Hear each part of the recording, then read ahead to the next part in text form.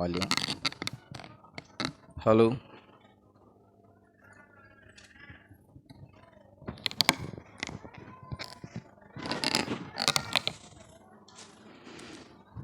దేవుని నామానికి మహిమ కలుగునుగాక.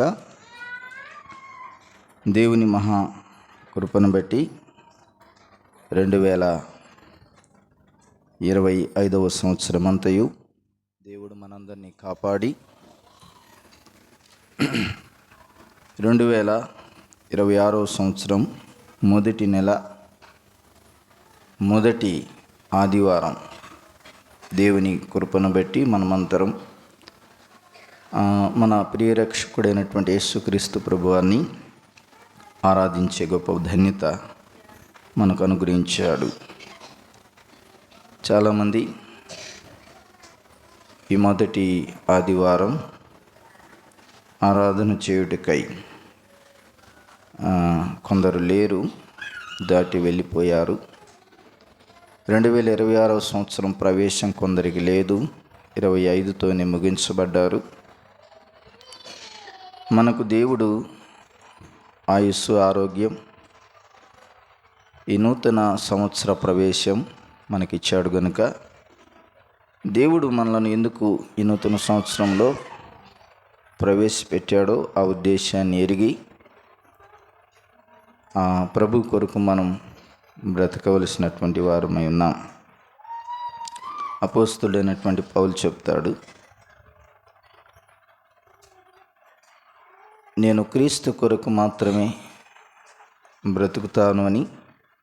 గలతీ పత్రిక 2వ అధ్యాయం 20వ వచనంలో, నన్ను ప్రేమించి నా కొరకు ప్రాణం పెట్టి నన్ను రక్షించినటువంటి యేసు ప్రభువారి కొరకై నా మిగిలిన జీవితం నేను జీవిస్తాను అని పౌలు తెలియచేసిన సందర్భాన్ని మనం ఎరుగుదాము. కనుక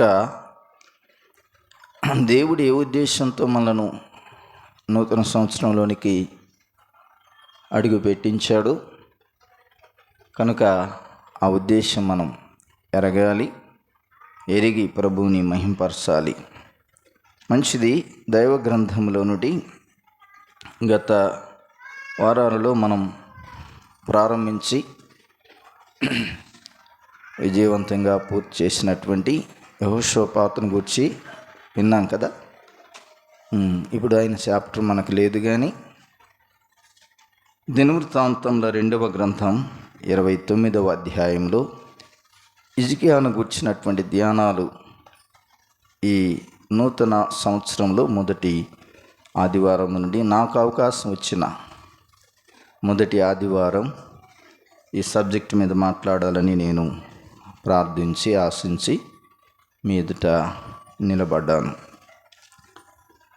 దినవృత్తాంతముల 2వ గ్రంథం 29వ అధ్యాయం. ఈరోజు హిజ్కియాను గుర్చినటువంటి ఉపోద్ఘాతం మాత్రమే ఉంటుంది. మొదటి నుండి నేను చదువుతున్నాను, చూడండి. హిజ్కియా ఏలనారంభించినప్పుడు 25 ఏండ్ల వాడై 29 సంవత్సరములు యెరూషలేములో ఏలెను. అతని తల్లి జకర్యా కుమార్తె, ఆమె పేరు అబియా. అతడు తన పితరుడగు దావీదు చర్య అంతటి ప్రకారం యెహోవా దృష్టికి యథార్థముగా ప్రవర్తించెను. అతడు తన ఏలుబడి యందు మొదటి సంవత్సరం మొదటి నెలను యెహోవా మందిరపు తలుపులను తెరచి వాటిని బాగుచేసి యాజకులను లేవీలను పిలువనంపి తూర్పుగానున్న రాజవీధిలో వారిని సమకూర్చి వారికి ఇలాగు ఆజ్ఞ ఇచ్చెను. లేవీలారా, నా మాట ఆలకించుడి. ఇప్పుడు మిమ్మల్ని మీరు ప్రతిష్ఠించుకొని మీ పితరుల దేవుడైన యెహోవా మందిరమును ప్రతిష్ఠించి పరిశుద్ధ స్థలంలో నుండి నిషిద్ధ వస్తువులనన్నిటిని బయటికి కొనిపోవుడి. మన పితరులు ద్రోహులై మన దేవుడైన యెహోవా దృష్టికి చెడు నడతలు నడిచి ఆయన్ను విసర్జించి ఆయన నివాసమునకు పెడముఖం పెట్టుకొని దానిని అలక్ష్యం చేసిరి. మరియు వారు మంటపం యొక్క ద్వారములను మూసివేసి దీపములను ఆర్పివేసి పరిశుద్ధ స్థలమందు ఇశ్రాయేలీయులు దేవునికి ధూపం వేయకయు దహన బలులను అర్పింపకు ఉండిరి. అందుచేత యెహోవా యూదా వారి మీదను యెరూషలేము కాపురస్తుల మీదను కోపించి, మీరు కనులారా చూచుచున్నట్లుగా వారిని ఆయన భీతికిని విస్మయమునకును నిందకును ఆస్పదముగా చేశాను. కాబట్టి మన తల్లిదండ్రులు కత్తి చేత పడిరి, మన కుమారులను కుమార్తెలను భార్యలను చెరలోని కొనుపోబడిరి. ఇప్పుడు మన మీదనున్న ఇశ్రాయేలు దేవుడైన యెహోవా మహోగ్రత చల్లారున్నట్లు ఆయనతో మనము నిబంధన చేయవలనని నా మనసులో అభిలాష పుట్టాను. నా కుమారులారా, తనకు పరిచారకులై ఉండి ధూపం వేయుచుండుటకును తన సన్నిధిని నిలుచుటకును తనకు పరిచర్య చేయుటకును యెహోవా మిమ్మును ఏర్పరచుకొనెను గనుక మీరు అశ్రద్ధ చేయకుడి. ఆ తరువాత రాజుల రెండవ గ్రంథం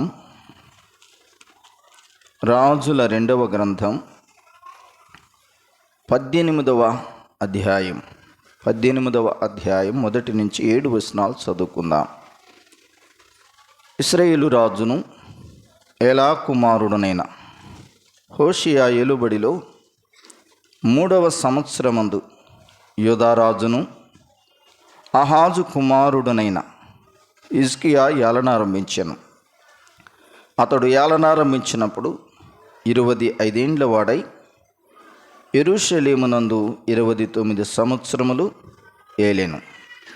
అతని తల్లి జకర్యా కుమార్తె, ఆమెకు అబీ అని పేరు. తనకు పితరుడైన దావీదు చేసినట్లు అతడు యెహోవా దృష్టికి పూర్ణముగా నీతిని అనుసరించాను. ఉన్నత స్థలములను కొట్టివేసి విగ్రహములను పగలగొట్టి దేవతా స్తంభములను పడగొట్టి మోసే చేసిన ఇత్తడి సర్పమును చిన్నాభిన్నములుగా చేశాను. దానికి ఇశ్రాయేలీయులు నిహుష్టానను పేరు పెట్టి దానికి ధూపం వేయచు వచ్చి ఉండిరి. అతడు ఇశ్రాయేలీయుల దేవుడైన యెహోవా యందు విశ్వాసం ఉంచినవాడు. అతని తరువాత వచ్చిన యూదారాజులలోను అతని పూర్వీకులైన రాజులలోను అతనితో సమమైన వాడు ఒకడును లేడు. అతడు యెహోవాతో హత్తుకొని ఆయనను వెంబడించుటలో వెనుకతీయక ఆయన మోషేకు ఆజ్ఞాపించిన ఆజ్ఞలన్నిటినీ గైకొనుచుండెను. కావున యెహోవా అతనికి తోడుగా ఉండెను.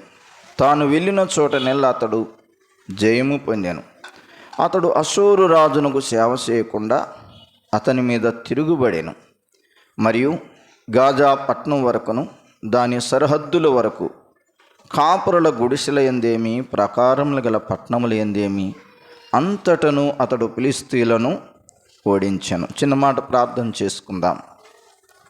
ప్రేమ కలిగిన తండ్రి, పరిశుద్ధుడు అయిన మా దేవా, మీ మాటలు మేము చదువుకునుండగా నీ పక్షాన్ని నిలబడిన నిష్ప్రయోజకు నీ దాసును ఆదుకోండి. మీరే మాతో మాట్లాడమని, మహిమ ఘనత ప్రభావాలు మీ నామమునకు ఆరోపించుకుందరని యేసు ప్రభు నామమునే ప్రార్థించి వేడుకొనుచున్నాం తండ్రి, ఆమేన్.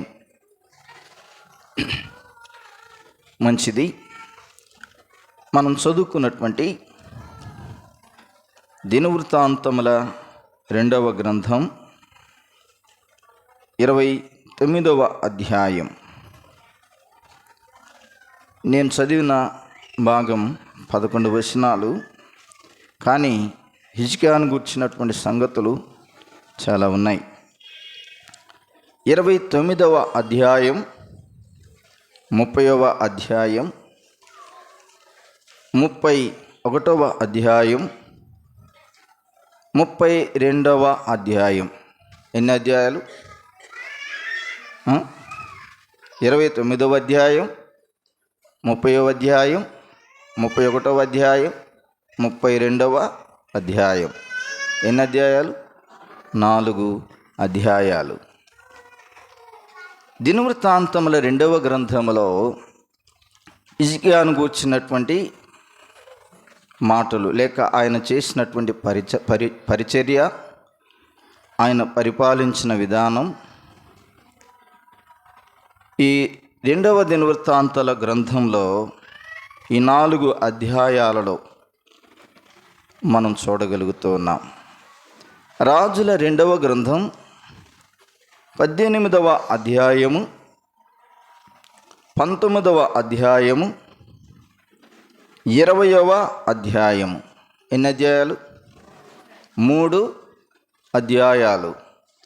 రాజుల 2వ గ్రంథం 18, 19, 20 ఈ 3 అధ్యాయాలలో హిజ్కియాను గూర్చినటువంటి సంగతులు మనం చూడగలుగుతున్నాం. కనుక రాజుల చరిత్ర, దినవృత్తాంతముల గ్రంథం, రాజుల గ్రంథం, ఈ 2 గ్రంథాలలో ఇశ్రాయేలు రాజులు, యూదా రాజులు, ఉత్తర దేశాన ఇశ్రాయేలు రాజ్యం, దక్షిణ దేశాన యూదా రాజ్యం. నేను మాటి మాటికి మీకు చెప్తూ ఉన్నాను. మరలా రాజుల చరిత్ర చదువుతున్నప్పుడు విశ్వాసులమైనటువంటి మన విశ్వాసపు జీవితంలో చాలా పాఠాలు ఉన్నాయి. కనుక ఇశ్రాయేలు రాజుల చరిత్ర రాజుల గ్రంథంలో చూస్తాం.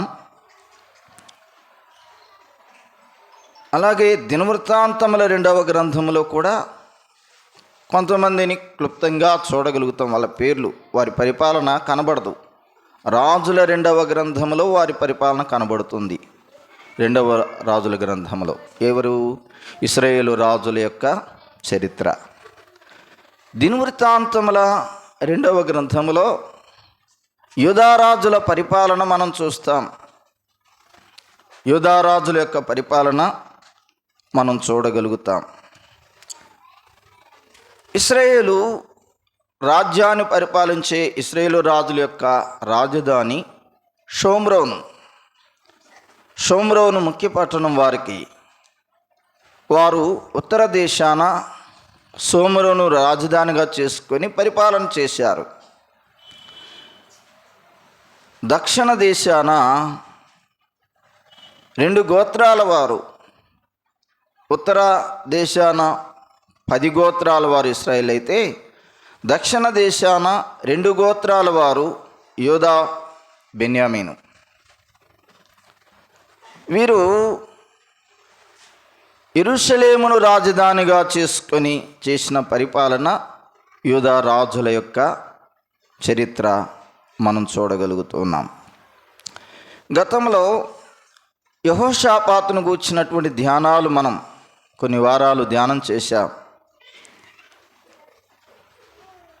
ఇప్పుడు మనం హిజ్కియాను గూర్చినటువంటి పాఠాలు, ధ్యానాలు మనం ప్రారంభించబోతూ ఉన్నాం.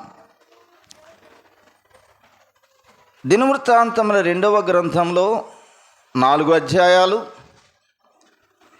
రాజుల 2వ గ్రంథంలో 18, 19, 20 3 అధ్యాయాలు. అంటే దినవృత్తాంతముల గ్రంథంలో ఎక్కువగా హిజ్కియాను గురించిన ప్రస్తావన కనబడుతుంది. అంత మాత్రాన రాజుల 2వ గ్రంథం 18, 19, 20లో లేదని కాదు. దినవృత్తాంతం గ్రంథంలో లేనటువంటి హిజ్కియా యొక్క భక్తి జీవితంలో కొన్ని విషయాలు రాజుల గ్రంథంలో చూస్తాం. రాజుల గ్రంథంలో లేనటువంటి కొన్ని విషయాలు దినవృత్తాంత గ్రంథంలో మనం చూడగలుగుతున్నాం.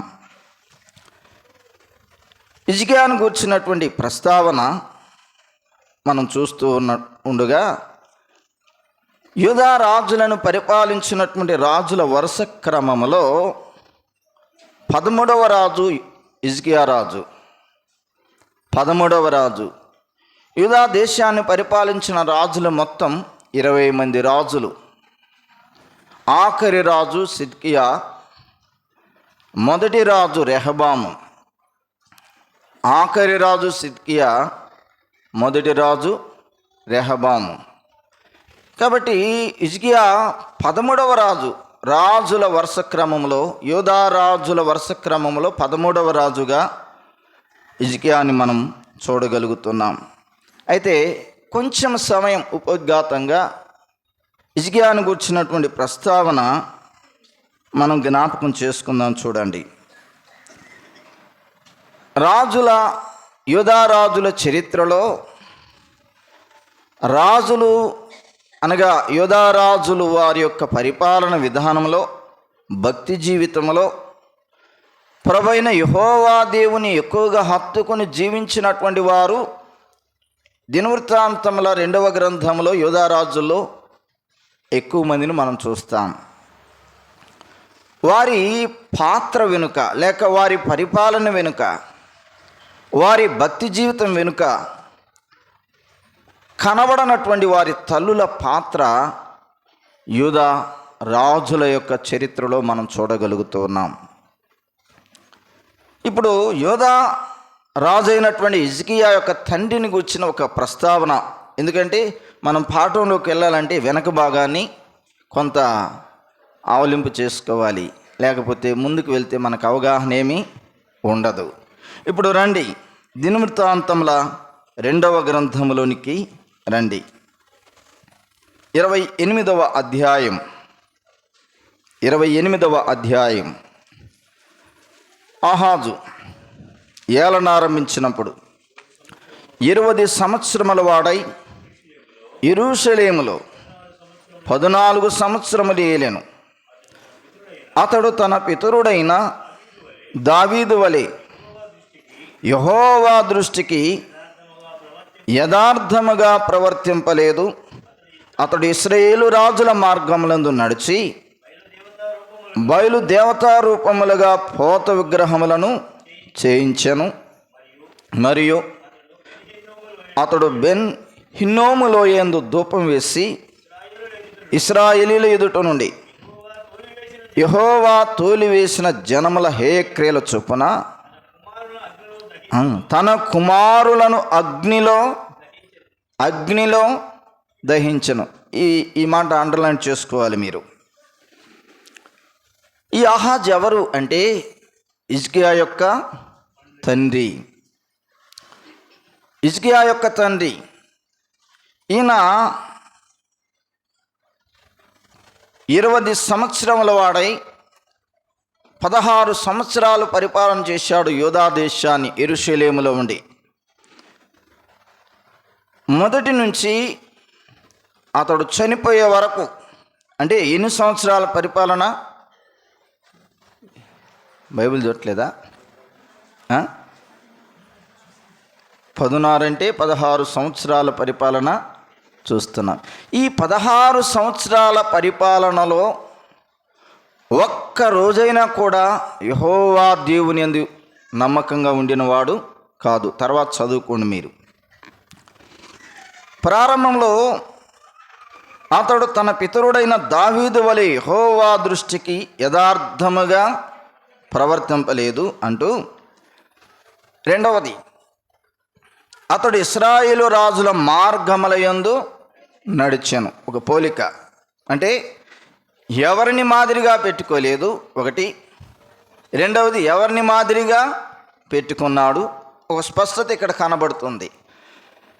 తన పితరుడైన దావీదు యెహోవా దృష్టికి యథార్థంగా ప్రవర్తించాడు, కానీ దావీదు వలె ఈయన ప్రవర్తించలేదంటే దావీదును మాదిరిగా తీసేసేసాడు, ఆయన మాదిరిగా పెట్టుకోలేదు. మరి ఎవరిని మాదిరిగా పెట్టుకున్నాడు? ఇశ్రాయేలు రాజుల మార్గముల యందు నడిచి అనే మాట ఉంది. ఇశ్రాయేలు రాజుల యొక్క చరిత్ర మనం చదివినప్పుడు ఇశ్రాయేలు రాజులలో ఎక్కువ మంది, చాలామంది దేవుని దృష్టికి దుర్మార్గముగా ప్రవర్తించినటువంటి వారే. ఇప్పుడు మంచివాడైనటువంటి దావీదును మాదిరిగా తీసేశాడు, ఆయన పెట్టుకోలేదు. చెడ్డవారైనటువంటి ఇశ్రాయేలు రాజుల యొక్క మార్గాన్ని అనుసరించాడు కదా, వారి మార్గములను అనుసరించను. ఇశ్రాయేలు రాజుల మార్గాన్ని అనుసరిస్తే వచ్చే మొట్టమొదటి బెనిఫిట్ ఏముంది? ఏమీ లేదు. బయలుదేవత విగ్రహాలను పెట్టాడు. బయలుదేవత విగ్రహ రూపాలను యోధా దేశమంతటా తన దేశంలో ఆ విగ్రహాలను నిలిపాడు ఆహాజు. ఆహాజు అంటే భక్త లేక సొత్తుగాడు అని అర్థం. హిజ్కియా అంటే యెహోవా నా బలము అనే అర్థాన్ని ఇస్తుంది. యెహోవా నా బలము హిజ్కియా అంటే పేరుకు అర్థం. ఇప్పుడు ఆహాజు ఆయన పరిపాలన విధానాన్ని మనం ఎందుకు జ్ఞాపకం చేసుకుంటున్నాము అంటే, హిజ్కియా ఎవరి కుమారుడు? ఆహాజు కుమారుడు. ఆహాజు దావీదును మాదిరిగా పెట్టుకోలేదు, మైనస్ అయ్యాడు. ఇశ్రాయేలు రాజుల దారిని, ఇశ్రాయేలు రాజుల మార్గాన్ని అనుసరించి నడిచాడు. తద్వారా యూదా దేశం మొత్తం బయలుదేవతా రూపములుగా పోత విగ్రహములను చేయించాడు. తర్వాత 3వ వచనం చూడండి, ఇక్కడ చాలా ప్రాముఖ్యమైన వచనం. మరియు అతడు బెన్ హిన్నోము లోయ యందు ధూపం వేసి ఇశ్రాయేలీల ఎదుట నుండి యెహోవా తోలివేసిన జనముల హేయక్రియల చొప్పున ఎవరిని? తన కుమారులను అగ్నిలో దహించను అంటే బలి చేశాడంతే. ఎవరిని? ఎంతమంది కుమారులు? తన కుమారులు, సంఖ్య వ్రాయబడలేదు. ఇప్పుడు రాజుల 2వ గ్రంథములోనికి రండి. రాజుల 2వ గ్రంథం,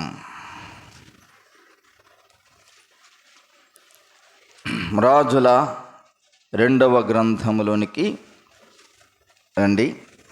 ఇక్కడ మనం చూసినట్లయితే 18వ అధ్యాయం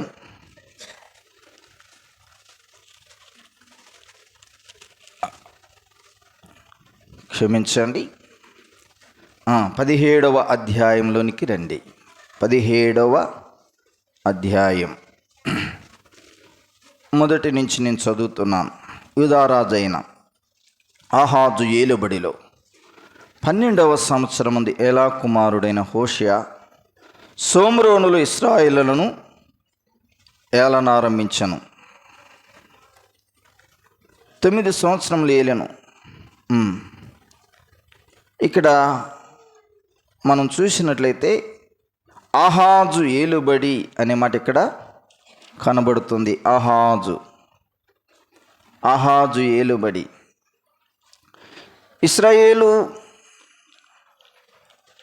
ఇశ్రాయేలు రాజు అయినటువంటి ఏలా కుమారుడైన హోషేయ షోమ్రోనులను ఏలనారంభించననే మాట ఉంది ఇక్కడ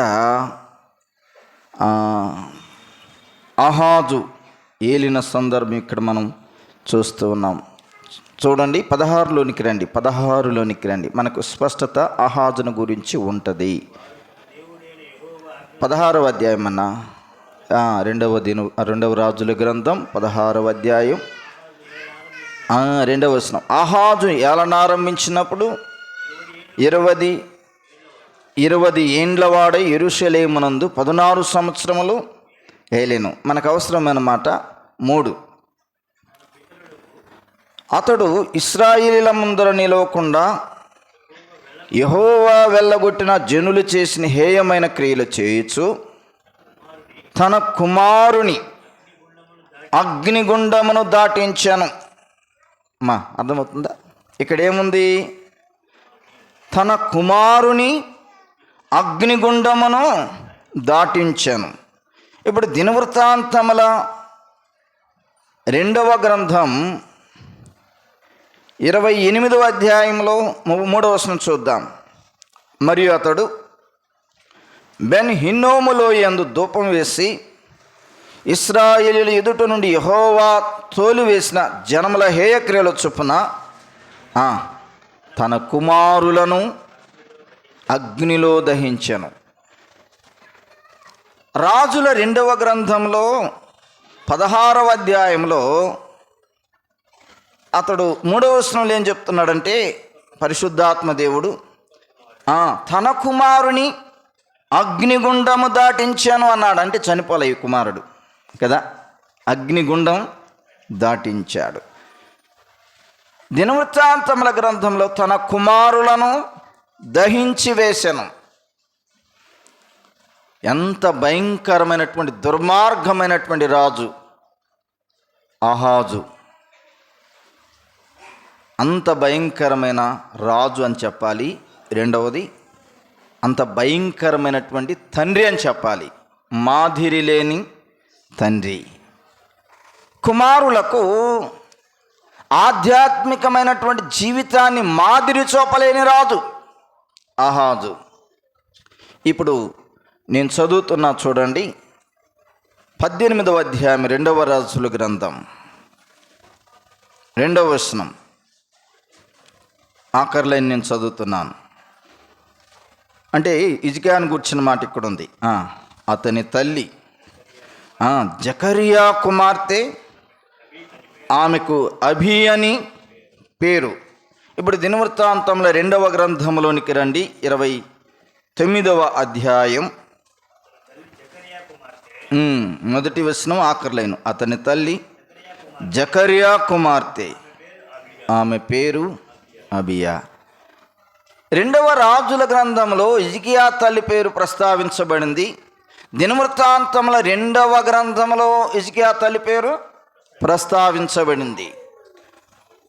హిజ్కియా యొక్క తండ్రి ఆహాజు దుర్మార్గుడు, కానీ తల్లి మంచిదా చెడ్డదా? ఇదే హిజ్కియా జీవితాన్ని మార్చిన ఆమె తల్లి.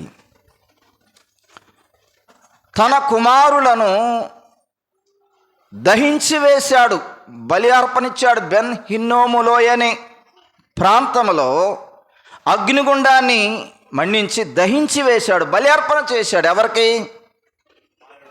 ఎవరికి బలి అర్పణ?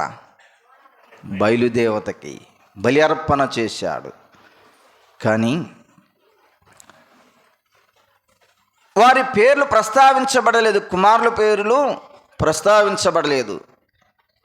కానీ హిజ్కియా తండ్రి పేరు ఆహాజు, ఆయన భార్య పేరు రాజుల 2వ గ్రంథంలోని అబియానుంది. దినవృత్తాంతంలో 2వ గ్రంథం 29లో అబియానుంది. చూసారా, అబియానుంది. ఈ పేరుకు అర్థం ఏంటంటే యెహోవా నా తండ్రి అని. యెహోవా నా తండ్రి. దినదినము హిజ్కియా తల్లి అన్నటువంటి అబి అని చెప్పబడుతున్న ఈమె తన భర్త అయినటువంటి ఆహాజు చేసే హేయక్రియలను బట్టి నొప్పించబడుతూ ఆమె హిజ్కియాను ప్రత్యేకపరిచింది, హిజ్కియాను ప్రత్యేకంగా ఉంచింది. తన భర్త అయినటువంటి ఆహాజు యొక్క దుష్ట పరిపాలనకు దూరంగా ఉంచింది. ఆమె పేరు అబియానుంది. ఆమె తండ్రి పేరు కూడా వ్రాయబడి ఉంది. ఏమని? జకరియా. దేవుని నమ్మిన ఒక గొప్ప భక్తుడు జకరియా. కనుక ఆహాజు అయితే భక్తిపరుడు కాదు, కానీ భక్తిహీనుడు. కానీ తల్లి మాత్రం, హిజ్కియా తల్లి మాత్రం భక్తిపరురాలు. ఈ అబియా అనే ఈమె పేరు మాత్రమే, ఆమె పేరు ప్రస్తావించబడింది, కానీ ఆమె చేసిన పనులు బైబిల్ గ్రంథంలో ప్రస్తావించబడలేదు. దీని అర్థం ఏంటంటే స్త్రీలు చాలా బలమైనవారు, బలహీనమైన వారు అని చెప్తున్నాం. అదే సమయంలో కూడా బలమైన వారు. అపవాది చేత నడిపించబడుతున్నటువంటి ఆహాజు ఇశ్రాయేలు రాజుల మార్గములయందు వారిని మాదిరిగా పెట్టుకొని బయలు దేవతా ఆ యొక్క విగ్రహాలను యూదా దేశమంతటా అక్కడక్కడ ప్రతిష్ఠించినటువంటి ఆహాజు. కానీ అదే సమయంలో ఆహాజు ఇంటిలో ఉన్నటువంటి ఆహాజు భార్య అబియా, ఆమె ప్రత్యేకంగా ఉన్నటువంటి ఆమె ఒక భక్తిహీనుడైనటువంటి ఆహాజుతో కాపురం చేస్తుంది. ఆ భక్తిహీనుడు చేసే భక్తిహీన క్రియలను బట్టి దినదినం నొప్పించబడుతుంది. కానీ దేవుని కొరకై తన కుమారుడైనటువంటి హిజ్కియాను ప్రత్యేకపరచింది. అగ్నిగుండము దాటించెను అని ఒక కుమారుని ప్రస్తావించారు కదా ఎక్కడ రాజుల 2వ గ్రంథములో. కానీ దినవృత్తాంతముల గ్రంథములో తన కుమారులను అగ్నిలో దహించాడు. నేను అనుకుంటున్నాను,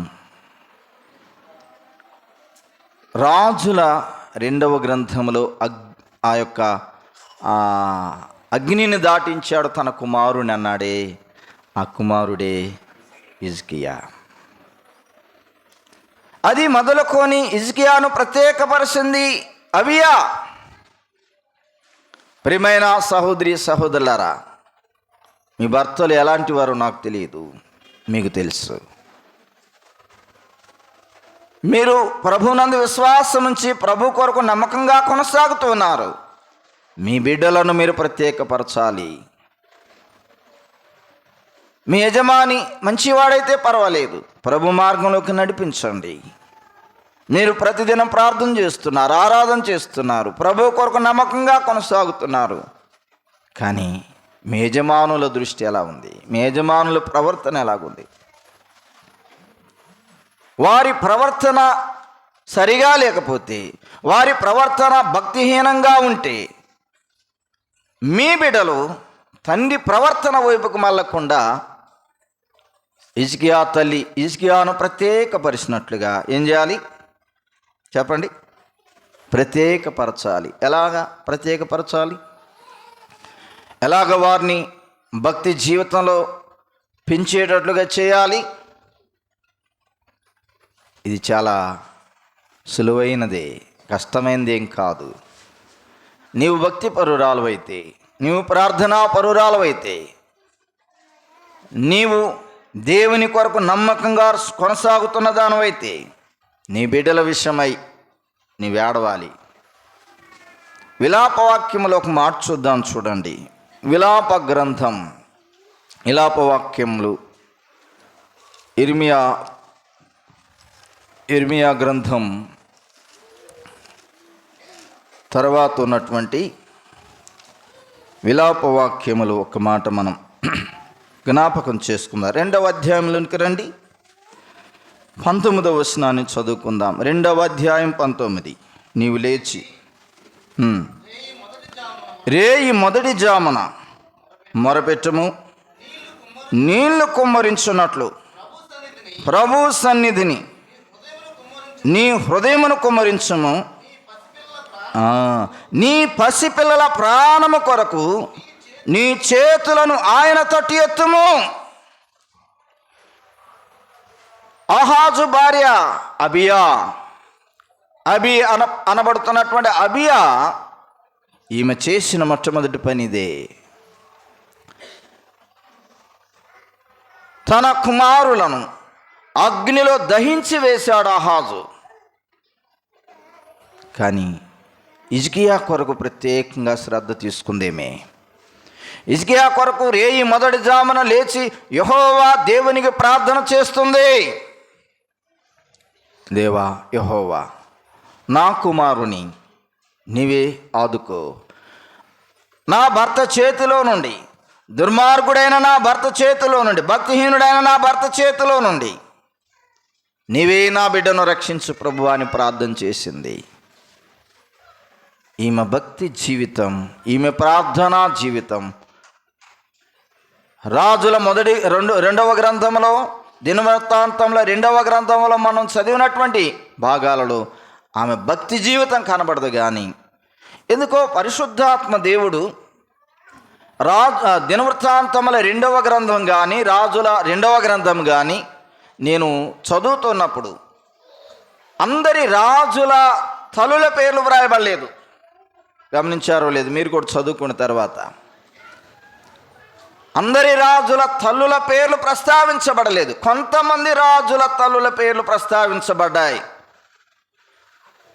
ఏ రాజు అయితే వారి తల్లి పేరు ప్రస్తావించబడిందో ఆ రాజులు దేవుని కొరకు నమ్మకంగా జీవించినటువంటి రాజులు, వారి తల్లుల పేర్లు ప్రస్తావించబడిన ఆ రాజులు ఎవరైతే ఉన్నారు దినవృత్తాంతముల 2వ గ్రంథములో. కొంతమంది తల్లుల పేర్లు వ్రాయబడలేదు. నేను ఎక్కువగా ధ్యానం చేసినప్పుడు ఎక్కువగా దినవృత్తాంతములు 2వ గ్రంథం, రాజుల 2వ గ్రంథం నేను ధ్యానం చేస్తూ ఉండగా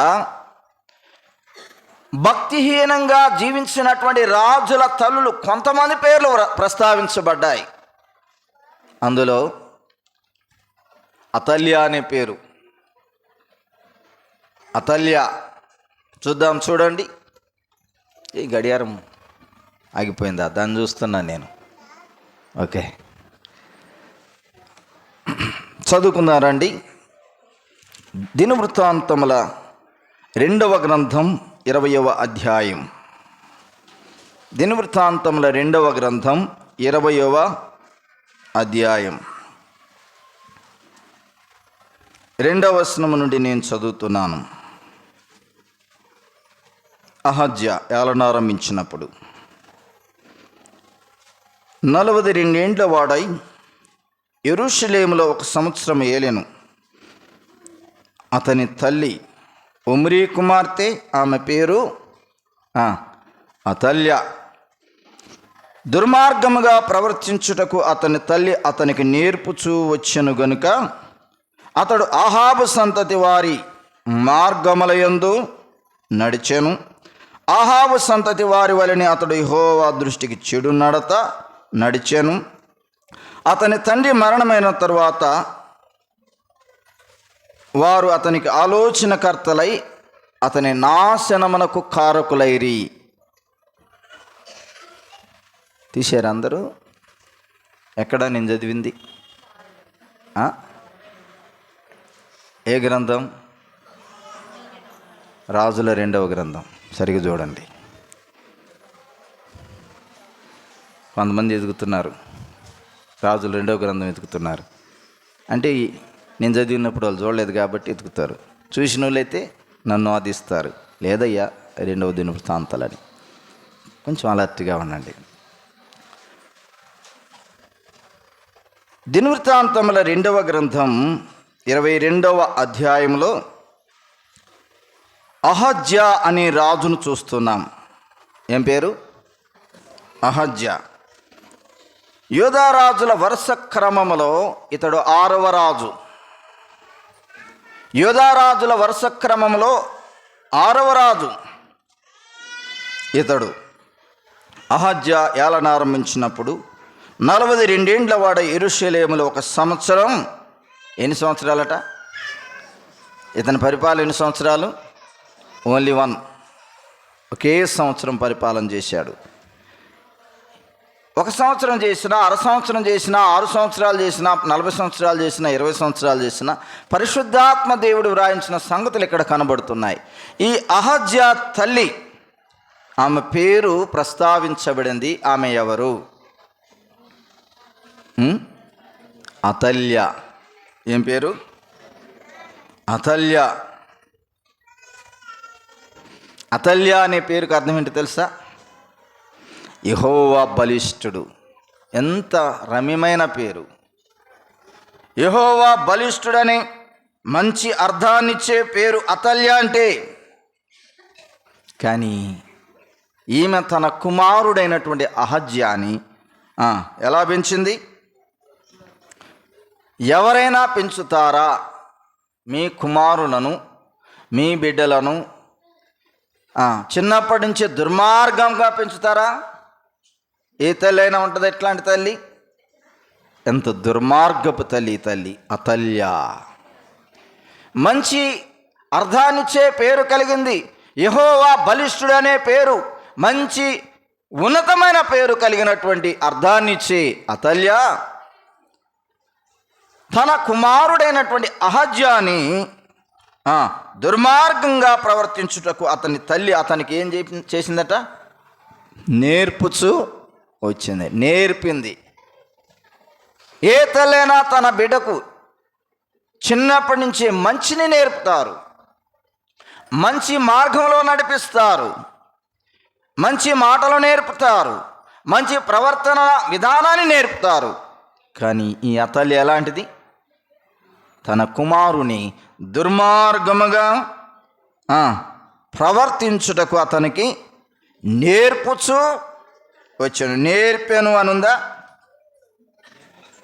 ఒకసారి నేర్పింది అనుకోవచ్చు. నేర్పాను అంటే కదా, నేర్పుచు వచ్చాడంటే ఆమె చచ్చిపోయే వరకు తన కుమారునికి ఏం నేర్పింది? దుర్మార్గమే, సన్మార్గం కాదు కదా. సన్మార్గం కాదు ఆమె నేర్పింది, దుర్మార్గం. హిజ్కియా తల్లి అయినటువంటి అనబడిన అబియా తన భర్త దుర్మార్గపు ప్రవర్తన కలిగిన వాడు, తన భర్త అయినటువంటి ఆహాజు యెహోవా దృష్టికి వ్యతిరేకంగా తిరుగుబాటుతనంతో నడుస్తున్నటువంటి వాడు. కానీ ఈమైతే సన్మార్గంలో నడుస్తుంది, యెహోవాకి ఇష్టురాలుగా నడుస్తుంది, దేవునికి ప్రీతికరంగా నడుస్తుంది. భర్త చెడ్డవాడైతే భార్య మంచిదైంది. చాలా కుటుంబాలలో భార్యాభర్తలు ఇద్దరు మంచివారుగా ఉంటారు. కొన్ని కుటుంబాల్లో భార్యాభర్తలు ఇద్దరు చెడ్డవారుగా ఉంటారు. కొన్ని కుటుంబాల్లో భర్త చెడ్డవాడైతే భార్య మంచిదిగా ఉంటుంది. బైబిల్లో ఉన్నారు అట్లాంటి కుటుంబాలు చాలా ఉన్నాయి. ఇప్పుడు ఆహాజు కుటుంబం ఎలాంటిదంటే, ఆహాజు చెడ్డవాడు, అబియా మంచిది. చూడండి ఎంత వ్యత్యాసం. 100కి 200% ఆహాజు యొక్క మార్గానికి వ్యతిరేకం ఎవరు? అబియా. హిజ్కియాను ఒక ప్రతిష్ఠితమైనటువంటి జీవితానికి ఒక పెంపకంలో పెంచింది ఆమె. ఈ ఆహాజు హిజ్కియా తండ్రి అయినటువంటి ఆహాజు యొక్క ప్రవర్తన హిజ్కియా మీద పడిపోకుండా చాలా భద్రంగా పెంచింది, ఒక ప్రత్యేకంగా పెంచింది. పరిపాలన విధానానికి దూరంగా ఉంచింది. ఆహాజు యొక్క దుర్మార్గ ప్రవర్తనకు దూరంగా ఉంచింది. తాను నమ్మిన యెహోవా దేవునికి దగ్గరగా పెంచింది. అనబడినటువంటి అబియా ఎంత మంచి తల్లి! అతల్యావలే కాదు, దేవుని దృష్టికి యథార్థంగా నడిచినటువంటి సహోదరి. ఆమె జకర్యా కుమార్తె అనుంది. ఆమె తండ్రి పేరు కూడా ప్రస్తావించబడిందంటే ఆ తండ్రి ఇంకెంత భక్తిపరుడు కదా. బైబిల్ గ్రంథంలో ఒక అక్షరం వ్రాయబడిందంటే దాని వెనక చాలా గూఢమైన అర్థాలు ఉంటాయి. మనం వరకు చదువుకుంటూ వెళ్ళిపోతూ ఉంటాం. కనుక దినవృత్తాంతముల 2వ గ్రంథంలో చూడండి. దినవృత్తాంతముల 2వ గ్రంథంలో 28వ అధ్యాయంలోనికి రండి. 28వ అధ్యాయంలోనికి రండి.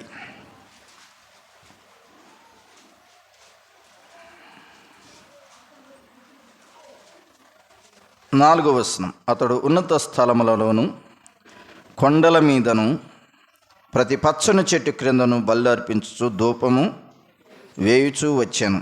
అందుచేత అతని దేవుడని యెహోవా అతని సిరియా రాజు చేతికి అప్పగించాను. ఎవరిని గురించి మనం చదువుతుంది? హిజ్కియా తండ్రిని గురించి. హిజ్కియా ప్రవర్తన ఎంత వ్యత్యాసం ఉందో దానికోసం ముందు నేను జ్ఞాపకం చేస్తున్నాను. ఆహాజు గురించి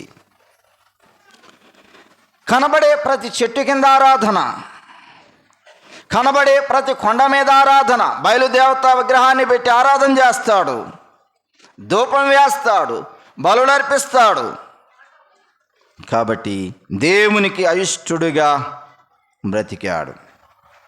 ఇప్పుడు 6వ వచనం చూడండి. రెమల్యా కుమారుడైన పెహు యూదావారిలో పరాక్రమశాలైన 120,000 మందిని ఒక్కనాడు హతం చేశాను. వారు తమ పితరుల దేవుడైన యెహోవాను విసర్జించినందున వారి కట్టి గతి పట్టెను. అంటే ఆహాజు కాలములో దేవుని ప్రజలైన యూదా ప్రజలను 120,000 మందిని ఒక్కసారే పరాక్రమవంతులైనటువంటి బలశాలులైనటువంటి సైన్యం, ఆహాజు సైన్యం, ఒక అన్యుడు దేవుని సైన్యం అనబడిన యూదా సైన్యాన్ని 120,000 మంది సైన్యాన్ని ఒక్కనాడే హతం చేశాడు. దేవుని యొక్క ప్రభావం, దేవుని యొక్క మహోన్నతమైన కృప యూదా దేశాన్ని విడిచిపోయింది. యూదా ప్రజల మధ్య లేదు. యూదా సైన్యంలో ఉన్నటువంటి 120,000 మంది బలమైన యోధులు, వారు పరాక్రమశాలులు అనే మాట ఉంది అక్కడ. దేవుని కాపుదల వారికి లేదు. ఒక్కరోజు హతం చేయబడ్డారు. అందువల్ల అక్కడ వ్రాయబడిన మాట ఏంటంటే, వారు తమ పితరుల దేవుడని యెహోవాను విసర్జించినందున వారికి అట్టి గతి పట్టెను. ఆహాజు కాలంలో అట్టి గతి పట్టెను. రండి, తర్వాత మళ్ళీ మనం ధ్యానం చేసుకుందాం, సమయం అయిపోతుంది కనుక 19వ వచనం చూద్దాం. 19వ వచనం. ఆహాజు ఏ అధ్యాయం? రాజులు కదా, యూదా.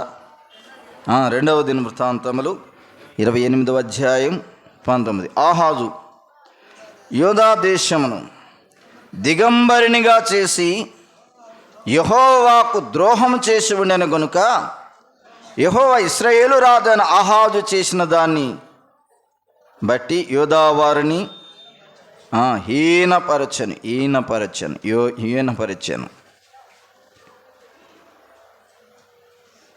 ఇక్కడ మనం చూసినట్లయితే ఆహాజు యూదా దేశం ఏం చేశాడట? దిగంబరినిగా చేశాడు. దిగంబరిని అంటే తన దేశం మొత్తాన్ని దిగంబరత్వానికి గురి చేశాడు. అంటే భక్తి జీవితం లేకుండా ప్రజలందరినీ దిగంబరులుగా చేశాడు. బయలు దేవత ఉన్నత స్తంభాలను, విగ్రహాలను, ఇంకా అనేక కనబడే చెట్టుకి పుట్టకి అన్నిటికీ ఆరాధన ప్రారంభించాడు. ప్రజలందరినీ అటువైపు మళ్లించాడు. ఎంత దౌర్భాగ్యమైనటువంటి రాజు. 22వ వచనం చూడండి. ఆపత్కాలమందు అతడు యెహోవా దృష్టికి మరి అధికంగా అతిక్రమంలో జరిగించాను. అట్లు చేసిన వాడు ఈ ఆహాజు రాజే. ఏం చేశాడు? అక్కడేముంది? ఆపత్కాలమందు అతడు యెహోవా దృష్టికి మరి అధికంగా అతిక్రమం. ఇప్పుడు ఆపద వచ్చిందనుకోండి, ఇబ్బంది వచ్చిందనుకోండి, కుటుంబంలో ఇబ్బంది వచ్చింది, లేక వ్యక్తిగతంగా మనకే ఇబ్బంది వచ్చింది, ఏం చేయాలి? దేవునికి మొరపెట్టాలి, దేవునికి దగ్గర కావాలి. కానీ ఇలాంటి ఆపద సమయంలో ఈ ఆహాజు ఏం చేశాడని ఇంకా ఎక్కువగా పాపాలు చేశాడట. దేవునికి దగ్గర కాలేదు. ఏం చేశాడో ఒక మాట చూద్దాం, చూడండి. 24. ఆహాజు దేవుని మందిరపు ఉపకరణములన్నిటినీ సమకూర్చి వాటిని తెగగొట్టించి యెహోవా మందిరపు తలుపులను మూసివేయించి యెరూషలేమునందంతటా బలిపీఠములను కట్టించిన. అస్సలు పని చేశాడు. ఏం పని చేశాడు? చేయకూడని పని చేశాడు ఆహాజు. ఏం చేశాడు? యెరూషలేములో ఉన్నటువంటి దేవుని మందిరం, యెహోవా దేవుని మందిరంలో ఉన్నటువంటి ఉపకరణాలు, ఆరాధన సంబంధించిన పాత్రలు ఇవి, వాటన్నిటిని ఏం చేశాడు? తెగ్గొట్టడం అంటే అల్యూమినియం పాత్రలు పాతవి ఉంటాయి అప్పుడప్పుడు మన ఇంట్లో. ఏం చేస్తాం? వాటిని తెగ్గొట్టి అమ్మేస్తాం కదా. ఇప్పుడు ఈ ఆహాజు ఏం చేశాడంటే దేవుని మందిరంలో ఆరాధన సంబంధించిన పాత్రలన్నిటినీ తీసుకొచ్చి తెగ్గొట్టి వాటిని పాతినోడికి అమ్మేశాడు. మనం చేసేది కూడా అదే కదా. అంటే అప్పట్లో బంగారానికి పెద్ద విలువ లేదు, పాతినుకి అమ్మేసినట్టే అనుకుందాం. ఏ పాత్రలు చెప్పండి? ఏ పాత్రలు? దేవుని ఆరాధన సంబంధించిన ఉపకరణాలు, దేవుని మందిరంలో ఉన్నటువంటి ఉపకరణాలన్నిటిని బయటికి తీసుకొచ్చి తెగొట్టాడు. వాటన్నిటినీ పాతని వాడికి వేసినట్లుగా వేసేసాడు, తుత్తునీలుగా చేసేసాడు. ఇక నెక్స్ట్ ఏం చేశాడంటే యెరూషలేములో ఉన్న దేవుని మందిరానికి తలుపులు వేశాడు. ఆరాధన లేదు, మందిరం తలుపులు తెరవడం లేదు. భయంకరమైనటువంటి ఘోరమైనటువంటి పనులు చేశాడు. 25 మందిరపు తలుపులు మూసివేసి యెరూషలేములో అనేక ప్రాంతాల్లో బయలుదేవతకు సంబంధించినటువంటి బలిపీఠాలను కట్టేశాడు. 25 యూదా దేశంలోను పట్టణములన్నిటిలోనూ అతడు అన్యుల దేవతలకు ధూపం వేయుటకై బలిపీఠములను కట్టించి. చూసారా, ఎవరికంట? అన్యుల దేవతలకు బలిపీఠములను కట్టించినవాడు. మీరు ఆహాజు గురించి 2వ రాజుల గ్రంథం, దినవృత్తాంతముల 2వ గ్రంథం కనీసం 1% 1% కూడా కాదు, 1% యెహోవా దేవుని వైపు తిరిగిన వాడుగా లేనివాడు. అంత క్రూరుడు. చూసారా, అంత క్రూరుడు. మందిరాన్ని తలుపులు మూసివేసి మందిరానికి తాళాలు వేసేసి యెరూషలేము యూదా దేశంలో పట్టణములన్నిటిలో ముఖ్యమైన పట్టణాలు ఏవైతే ఉన్నాయో అన్యుల దేవతలను పెట్టించి ధూపం వేశాడు, బలిపీఠాలు కట్టించాడు, రకరకాల అనేక కార్యక్రమాలు చేసేసాడు. ఇప్పుడు 27వ వచనం, ఇతను ముగింపు చదువుదాం. ఆహాజు యొక్క ముగింపు చదువుదాం. చూడండి, ఆహాజు తన పితరులతో కూడా నిద్రించి యెరూషలేము పట్టణమునందు పాతిపెట్టబడెను గాని ఇశ్రాయేలు రాజుల సమాధులలో అతడు తేబడలేదు. చూసారా, ఏం కోల్పోయాడు? ఇప్పుడు అన్యుడండి, ఇతడు దేవుణ్ణి నమ్మినవాడు కాదు, అన్యుడనే చెప్పాలి. యోధా రాజుల సమాధుల తోట ఉంది ఒకటి, అది ప్రత్యేకంగా రాజుల సమాధులకు సంబంధించిన తోట. అది ఒక ఉన్నతమైన స్థానంలో యోధా రాజులు ఒక్కొక్కరికి అందరిని అక్కడ పాతి పెడుతున్నారు. ఇప్పుడు ఆహాజు రాజుని చనిపోయిన తర్వాత ఆ రాజుల సమాధుల దగ్గరకు కూడా తీసుకుని వెళ్ళలేదు. ఎంత ఘోరమైనటువంటి వ్యక్తో కదా. ఎందుకు ఇతని గురించి మనం ఇంతగా ధ్యానిస్తున్నామంటే అతని రక్తం పంచుకొని పుట్టినవాడు ఎవరు? హిజ్కియా. ఎంత తారతమ్యం, ఎంత వ్యత్యాసం హిజ్కియా జీవితాన్ని మనం చూడగలుగుతున్నాం. దీనికి గల కారణం ఆహాజు యొక్క భార్య అయినటువంటి అనబడిన అబియా ప్రార్థనా జీవితం, భక్తి జీవితం. హిజ్కియాను చిన్నప్పటి నుంచే ప్రత్యేకపరచి దేవుని సన్నిధిలో మోకరింపజేసి తనకు సమయం దొరికిన కొలది హిజ్కియాకు చిన్నప్పటి నుంచే దేవుని మాటలు చెప్పడం. అంత మాత్రమే కాదు, తన తండ్రి ఎలాంటి వాడో కూడా చెప్పిందా లేదా? చెప్పుంటుందా? మనం చెప్తామా? చెడ్డోడైనా మీ తండ్రి మంచోడరా కదా, మీ తండ్రి మాట వినాలిరా అని చెప్తాం. మంచిదే, వినాలి. కానీ చెడ్డతనం చేసేటప్పుడు వినాలని చెప్పకూడదు. మంచిదైతే వినాలి. కానీ ఆహాజుకు దూరంగా పెంచింది, ప్రత్యేకంగా పెంచింది, దేవునిలో పెంచింది, దేవుని కొరకు పెంచింది, దేవుని కొరకు ప్రతిష్ఠించుకునేటట్లుగా పెంచింది. ఎంత రమ్యమైన మాట. ఆహాజు భార్య అయినటువంటి హిజ్కియా తల్లి యొక్క ప్రవర్తన, ఆమె యొక్క భక్తి జీవితం ఇప్పుడు కొనియాడబడుతూ ఉంది. వాక్యం మనం చదివేటప్పుడు ఫలానా రాజు, ఆయన యొక్క తల్లి ఫలానా పేరు అని చదివి వదిలేస్తాం. కానీ హిజ్కియా తల్లిని వదిలేయటానికి లేదు. ఆమెను గురించి కొనియాడాలి, ఆమె యొక్క భక్తి జీవితంలో కొనియాడాలి. 20 మంది రాజులు యూదా దేశాన్ని యెరూషలేమును రాజధానిగా చేసుకొని పరిపాలన చేసిన యూదా రాజుల యొక్క 20 మంది రాజులలో పరిశుద్ధాత్మ దేవుడు ఒక్కొక్క స్థానాన్ని ఇచ్చాడు. ఆ స్థానం ఏంటో తెలుసా? హిజ్కియాకి ఇచ్చిన స్థానం చెప్పండి. నెంబర్ 1 నెంబర్ 1 రాజు హిజ్కియా. ఈయన తర్వాతనే నెంబర్ 2, నెంబర్ 3, నెంబర్ 4, నెంబర్ 5 అంతే. ఏది పరిపాలన విషయం ఒక్కటే కాదు కదా, పరిపాలన విషయం ఒక్కటే కాదు, ఆయన భక్తి జీవితం. కనుక అగ్రస్థానంలో అవసరమైన మాట నేను చెప్పి ముగిస్తాను. తర్వాత మరలా ఈసారి వచ్చే నెలలో ధ్యానం చేద్దాం. హిజ్కియాను గూర్చి ఒక్క మాట మనం జ్ఞాపకం చేసుకుందాం. చూడండి, ఆఖరి హిజ్కియా యొక్క జీవిత విధానానికి సంబంధించినటువంటి ఆఖరి అధ్యాయం అంటే దినవృత్తాంతాల ఆఖరి అధ్యాయం కాదు, 32వ అధ్యాయం. చూడండి 32 రెండవ దినవృత్తాంతములు 32 హిజ్కియా చేసిన ఇతర కార్యములను గూర్చి, అతడు చూపిన భక్తిని గూర్చి ప్రవక్తయును ఆమోజు కుమారుడనగు యెషయా కలిగిన దర్శనముల గ్రంథమునందు, యూదా ఇశ్రాయేలు రాజుల గ్రంథమునందు వ్రాయబడిను. హిజ్కియా తన పితరులతో కూడా నిద్రించగా జనులు దావీదు సంతతి వారి శ్మశాన భూమి యందు కట్టబడిన, ఈ మాట కోసం నేను చదివించాను, పై స్థానమునందు అతని పాతి పెట్టిరి.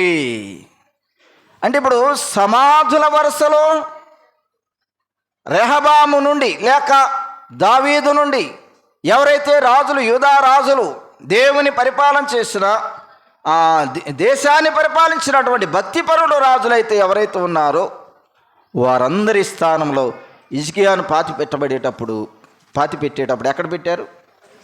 పై స్థానం అంటే చెప్పండి, పై స్థానం అంటే నెంబర్ 1 అది. హిజ్కియా పై స్థానమందు పాతి పెట్టబడ్డాడు. ఎంత రమ్యమైన మాట ఇది. అంటే భక్తి జీవితంలో బ్రతికి ఉన్నప్పుడు నెంబర్ 1, రాజరిక జీవితంలో రాజ్య పరిపాలన విషయంలో నెంబర్ 1.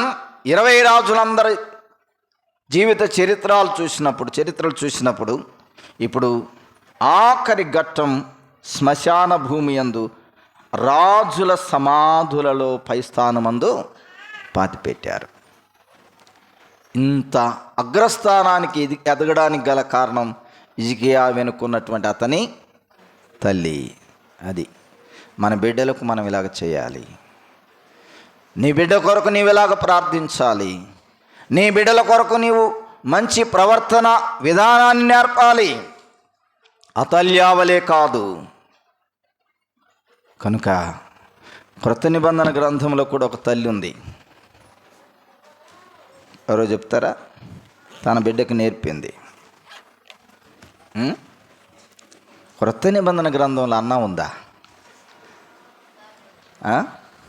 క్రొత్త నిబంధన గ్రంథంలో యోహాను తల్లి బాప్తిస్మిచ్చి యోహాను తల తెగగొట్టించింది ఆమె.